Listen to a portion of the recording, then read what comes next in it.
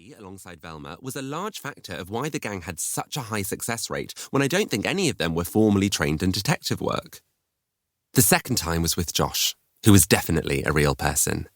But things turned sour when I discovered he was a paid babysitter rather than a 17-year-old genuinely interested in my origami and who weirdly enjoyed enforcing bedtimes. You have to be organised in order to fall in love, so I've given myself a boyfriend deadline.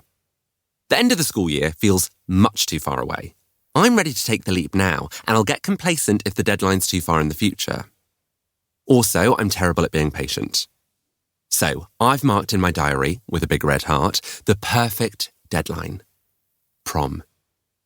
Our school doesn't do actual prom, but my drama club puts on a party after the first big show, which everyone calls prom. Apart from Miss Jenkins, who runs it, because she thinks that Americanisms are melting our minds. Which is ridiculous, because America is responsible for such incredible things. Off the top of my head, Kelly Clarkson, the Hollywood sign, and cereals so sweet they make your teeth shake. I even tried suggesting a big family holiday to America under the guise of political intrigue, but Mum quickly sniffed out it was for the cereals, so we went to Devon instead. Regardless, prom is the perfect time to have a boyfriend. Why prom is the perfect time to have a boyfriend? Proms are romantic, ask any film. There's a photo element. It is so important to professionally document love.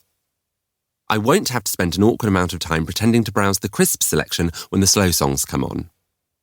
It's in December, so I'll probably receive a thoughtful and romantic Christmas present from him. Jewellery seems a bit obvious, but also I want it.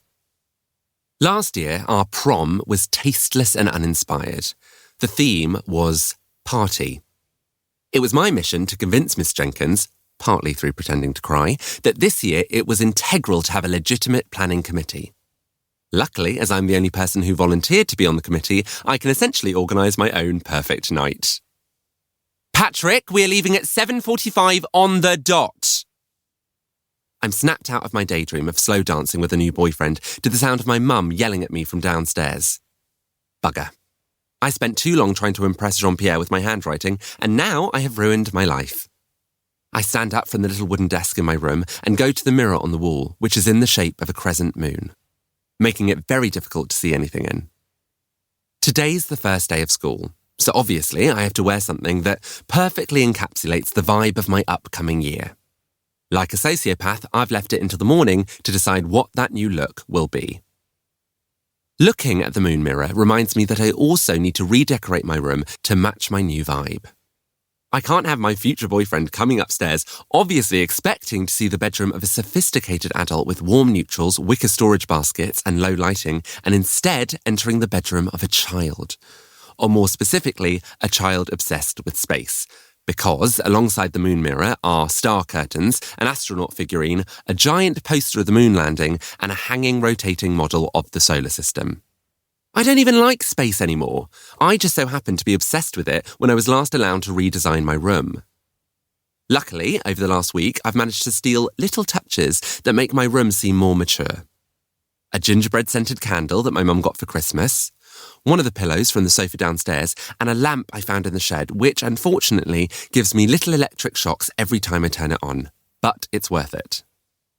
"Did you hear me, Patrick?" Mum yells again. Ugh. I lean my head out into the landing. "It's Patch!"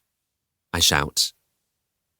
Another part of my rebrand is shifting from Patrick to Patch to feel more characterful and mysterious. As if I just don't have time to say Patrick. Patrick is the type of person to give his hand a hickey from practicing kissing too hard. True story, unfortunately. While Patch is the type of person to give other people tips on how to kiss while also smelling divine and having the perfect amount of rip on his ripped jeans. "Also," I continue over the sound of the coffee machine, "you're stressing me out and this is a really important day. You should be savouring this. Your child is going into lower sixth, a once-in-a-lifetime occasion." There's a pause while she waits for the coffee machine to stop whirring. "Apart from when Kath did it last year. 45 minutes, Patrick." My older sister, Kath, is old for her year. A cruel, cold-hearted winter baby. And I'm young for my year. A joyful, warm-hearted summer baby. And because of that, we're only one school year apart, which Mum misguidedly hoped would make us close.